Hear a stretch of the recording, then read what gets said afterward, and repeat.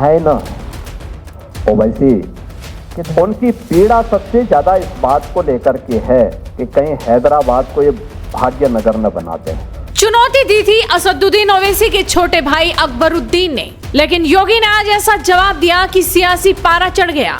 ओवैसी के छोटे भाई अकबरुद्दीन ओवैसी का योगी ने हिसाब कर दिया। सीएम योगी ने क्या जवाब दिया वो तो आपको दिखाएंगे ही, लेकिन अकबरुद्दीन ओवैसी ने क्या चुनौती दी थी जरा पहले वो सुन लीजिए। दरअसल कुछ वक्त पहले अकबरुद्दीन ओवैसी ने मंच से बयान देते हुए सीएम योगी को सीधी चुनौती दे डाली थी। उन्होंने कहा था, मिस्टर योगी मैं यूपी में आ रहा हूँ और वहाँ भी झंडा गाड़ूंगा। अरे हवा का झोंका है, आया है चले जाएगा, ना लीदने का ना थोपने का। क्या है क्यों वक्त खराब? देखो वक्त खराब नहीं हुआ, अभी योगी बाकी था। अब आप लोग मिस्टर योगी तैयार हो जाओ, यूपी भी आ रहा हूं, चलेंगे यूपी, चलेंगे, चलो इसके बाद में यूपी चलते हैं और यूपी में अपनी ताकत अपने झंडे को गाड़ते हैं और सब झंडे को वहां भी लहराएंगे इंशाअल्लाह ताला। लेकिन अब मुख्यमंत्री योगी आदित्यनाथ ने इस चुनौती का खुला जवाब दे दिया है और जवाब भी ऐसा दिया कि ओवैसी भाइयों को मिर्ची लग जाएगी। दरअसल लखनऊ में कार्यक्रम के दौरान सीएम योगी ने विपक्षी दलों को आड़े हाथों लिया। कांग्रेस और समाजवादी पार्टी को जमकर खरी खोटी सुनाई, लेकिन जब उनसे ओवैसी की चुनौती पर सवाल पूछा गया तो उन्होंने क्या कुछ कहा आप भी सुनिए और शेयर कीजिए। है ना ओवैसी, वैसे हम लोग तो पहले ही बोल चुके हैं कि उत्तर प्रदेश में तो राम जन्मभूमि के माध्यम से उत्तर प्रदेश की जनता जनार्दन ने भी और डबल इंजन सरकार ने अपना संदेश दे दिया है। लेकिन उत्तर प्रदेश के बाद अगला जो निशाना होगा वो हमारा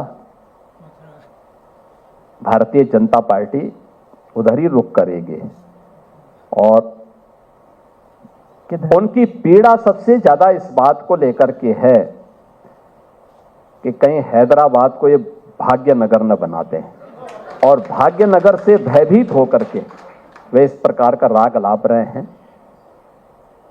मेरा मानना है ओबीसी को मुस्लिम का एक पक्ष भले ही समर्थन करता हो, यूपी में फिलहाल उनके लिए कोई भी स्कोप नहीं है।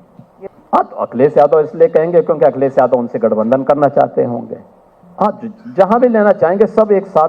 देखो अखिलेश यादव का पूरा गठबंधन ही अवसरवाद पर आधारित होता है। जहां से उनको अवसर में, जहां से उनको थोड़ा भी लाभ दिखाई देता हो उन सब के साथ जुड़ने का प्रयास करेंगे। फिर उनका काम निकल गया तो उसको फिर बाहर का रास्ता भी दिखाते हैं। मीठा मीठा गप और कड़वा कड़वा थू। अगर हम एक सच को बोलते हैं, सच हमेशा कड़वा होता है, तो उस पर ये उंगली उठाएंगे। लेकिन अगर ये लोग मीठे के नाम पर जहर घोलने का काम कर रहे हैं तो उसको ये लोग जबरन थोपने का काम करते हैं। मुझे लगता है कि जहर अब भारतीय समाज में नहीं घुलने वाला है।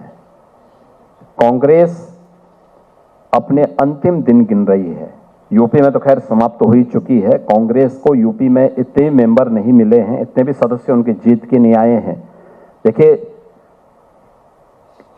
अर्थी पे कंधा देने के लिए कम से कम 4 लोगों की आवश्यकता पड़ती है। कांग्रेस के पास वह 4 लोग भी जीत के नहीं आए हैं यूपी के सदन में।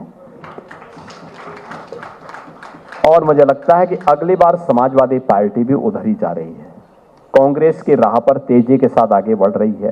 देखो 24 में संविधान के नाम पर और आरक्षण के नाम पर इन्होंने जिस प्रकार का दुष्प्रचार किया था आज जनता समझ चुकी है। इसलिए उसके बाद जितने चुनाव हुए यूपी के अंदर 10 उपचुनाव हुए, 10 में से 8 भारतीय जनता पार्टी जीती है। हरियाणा का चुनाव हुआ, महाराष्ट्र का चुनाव हुआ, बिहार का चुनाव हुआ, इन सब में भारतीय जनता पार्टी पूर्ण बहुमत के साथ फिर से सरकार बनाने में सफल हुई है और थंबिंग मेजॉरिटी के साथ सरकार बनाई है, क्योंकि जनता जनार्दन समझ चुकी है कि दुष्प्रचार के अलावा इनके पास कोई दूसरा मुद्दा नहीं है। ये लोग अपने स्वार्थ के लिए समाज को जाति के नाम पर बांटेंगे, अपने राजनीतिक स्वार्थों के लिए तुष्टीकरण का खेल सत्ता में आने के बाद करेंगे और सत्ता में आने के बाद भ्रष्टाचार के माध्यम से यहां के नौजवानों के साथ, किसानों के साथ, महिलाओं के साथ, सबके साथ, गरीबों के साथ धोखा करेंगे। उस धोखे से अब हर व्यक्ति चाहता है कि हर प्रकार से इनको अवसर ही नहीं देना है जिससे इनको धोखा देने का अवसर प्राप्त हो। गोल्डी छोले मसाले, जहाँ जाएं रिश्ते बनाएं। गोल्डी लाए हैं फ्रेश लॉक टेक्नोलॉजी, जो रखे मसालों को हर समय फ्रेश।